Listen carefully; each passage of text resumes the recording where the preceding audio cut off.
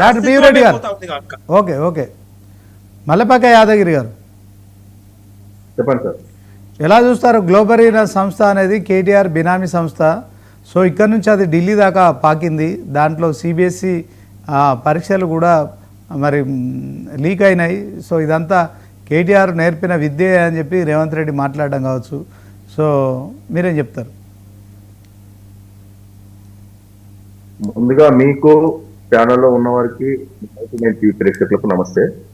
ఇప్పుడు రేవంత్ రెడ్డి గారు అసలు ఆయన నోరు తెరిస్తే కేటీఆర్ గారి కేసీఆర్ గారి జపం చేయండి, ఆయన కనీసం ముద్ద కూడా దిగని పరిస్థితి ఈ రోజు ఉన్నది.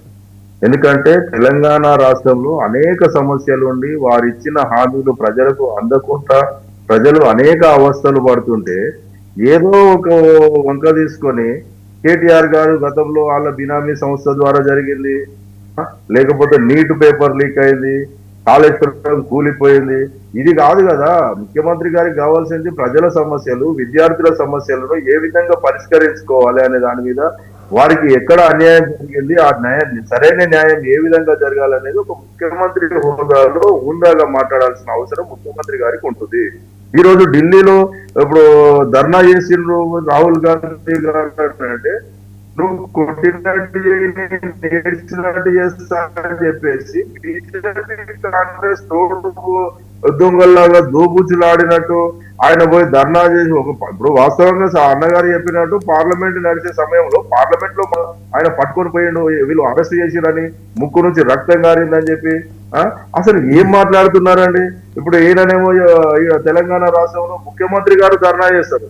మరి ముఖ్యమంత్రి గారు ఎవరి మీద ధర్నా చేస్తున్నారు? ప్రభుత్వమే మీద ఉంది కదా. మంత్రులు నిజంగా మీరు పార్టీ పరంగా ఒకవేళ మీరు వ్యతిరేకించవచ్చు, ధర్నాలు చేయొచ్చు, నిరసన చేయొచ్చు, కానీ మీరు ప్రభుత్వం మీద ఇప్పుడు మీ రాష్ట్రంలో మీరు సెంట్రల్లో బీజేపీ ఉండొచ్చు, సరే సెంట్రల్లో మీరు ధర్నాలు చేసుకోండి, కానీ రాష్ట్ర ప్రభుత్వం తెలంగాణ రాష్ట్రంలో మీరు చేసే ధర్నాల వల్ల అల్లర్లు జరిగితే ఎవరి ఆధీనంలో ఉంటుంది ఈ ప్రభుత్వము? అదుపు తప్పితే ఎవరు బాధ్యులు దీంట్లో?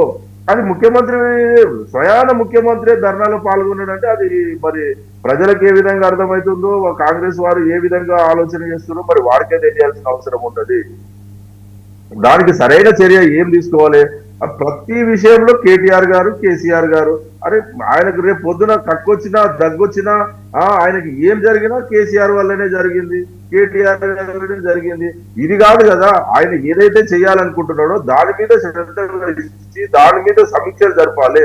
ఇంకో విషయం ఏంటంటే సర్ గురించి మాట్లాడదాం. మనం సర్ గురించి మాట్లాడితే సర్ కోసం వాళ్ళ పార్టీ ఆదేశాల మేరకు ఆగస్టు 3 తారీఖు దాకా కాంగ్రెస్ నాయకులు, ఎమ్మెల్యేలు, ఎంపీలు గాంధీ భవన్ లోపలికి రావద్దని చెప్పేసి ఒక నిజంగా ఆయన ఒక మంచిగా ఆదేశాలు జారీ చేసిండు.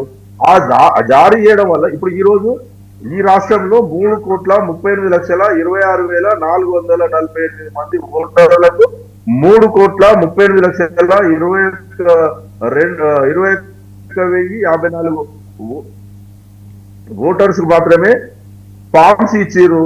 అందులో 1,66,70,610 మంది మాత్రమే వారికి మళ్ళీ రిటర్న్ బిఎల్ఓలకు ఇచ్చిర్రు.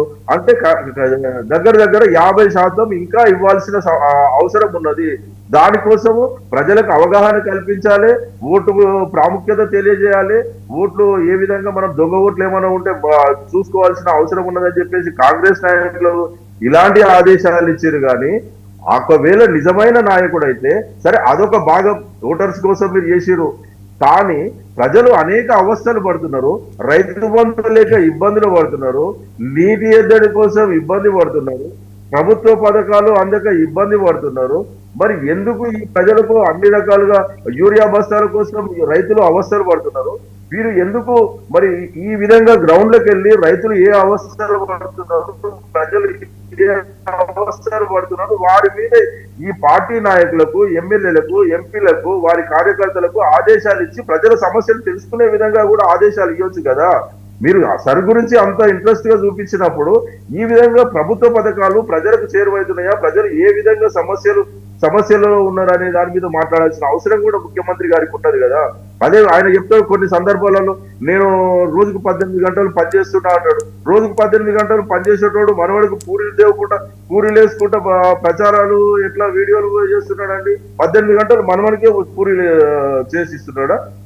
అరే ఇప్పుడు మెస్సీ తోటి ఫుట్బాల్ ఆడిపిస్తున్నాడా? ప్రజా సమస్యలు గాలికి వదిలేసి ఆయన పదవిని కాపాడుకోవడం కోసం బీజేపీ పార్టీతోటి కాంగ్రెస్ పార్టీ పెద్దలకు మూటలు అప్పచెప్పుకుంటూ బీజేపీ పెద్దలతోటి టచ్ లో ఉండుకుంటున్న ముఖ్యమంత్రి గారు ఈ రోజు మా కేటీఆర్ గారు బీజేపీ పెద్దలకు అనుకూలంగా ఉన్నాడు. ఒకవేళ బీజేపీకే మేము అనుకూలంగా ఉంటే తెలంగాణ రాష్ట్రంలో కేసీఆర్ గారు ముఖ్యమంత్రిగా ఉన్నప్పుడు ఏ రోజు కూడా వారికి సరిగా లేరు. ఈ తెలంగాణ రాష్ట్రంలో మోటార్లకు మీటర్లు పెట్టాలి, తెలంగాణ రాష్ట్రంలో ఈ భారతదేశంలో అగ్రగామిగా నెంబర్ 1 స్థానం నుంచి తగ్గించాలని ఎప్పుడైతే కేంద్ర ప్రభుత్వం కుట్రలు పన్నుతున్నప్పుడే ఈ కేంద్ర ప్రభుత్వాన్ని వ్యతిరేకించిన నాయకుడు కేసీఆర్ గారు. అందుకోసమే ఎప్పుడొచ్చినా కూడా